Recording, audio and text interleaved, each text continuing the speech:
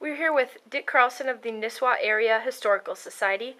Could you just tell me a little bit about the Nisswa Area Historical Society? Yes, it's a group of about 200 people. We're here to preserve the history of Nisswa area, and we are also trying to keep up with what is going on at this particular time because, of course, what we're doing now is going to be the history for the next people that come along.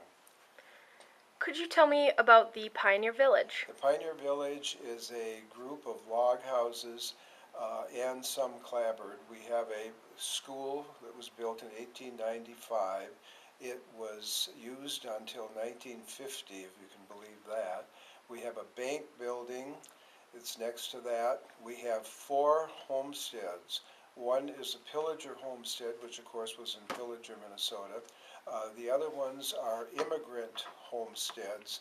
And they are homesteads where the immigrants would have lived with the stuff they brought with them, the stuff they got here that they got after they arrived here, and the things that they built.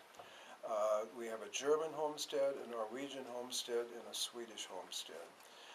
In addition to that, we have the Livery Museum, and that has a number of interesting things. The oldest milk wagon in the Brainerd area is in there. We have an old horse-drawn hearse. We have sort of a little tableau of a lumber camp mess hall, in that it's basically a table and a big range, but it shows you what they're doing.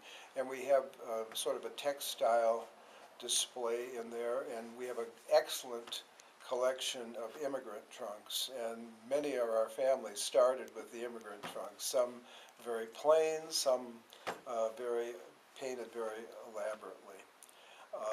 Then we have a barn, which basically is has a dance floor, a sprungwood dance floor, and we use that for festivities. We have just had our stemma, if you're Scandinavian, or stammen is the way it's spelled, and that's a Scandinavian music festival, and this last weekend is just what we finished up with that. Then we have a summer kitchen.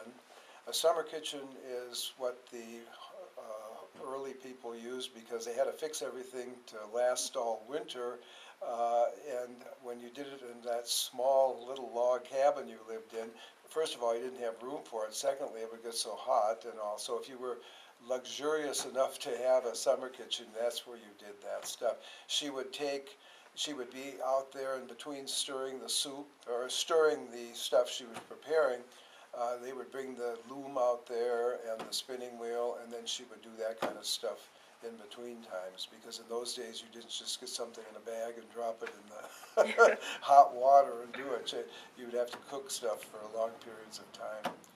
So that basically tells what we have there. Across the street we have a caboose, and we have the original Nisswa depot, which is just as it was when they moved out of it.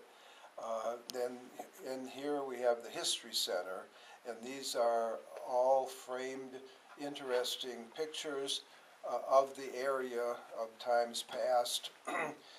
Behind me, and in these other cases, there's artifacts, old hotel keys, old things that have been around. All right, and what are your hours? The hours were open during the regular season. We're open Wednesday through Saturday inclusive from 10 to 4. Okay. Excuse me, 10 to 4. All right, thank you very much. Okay.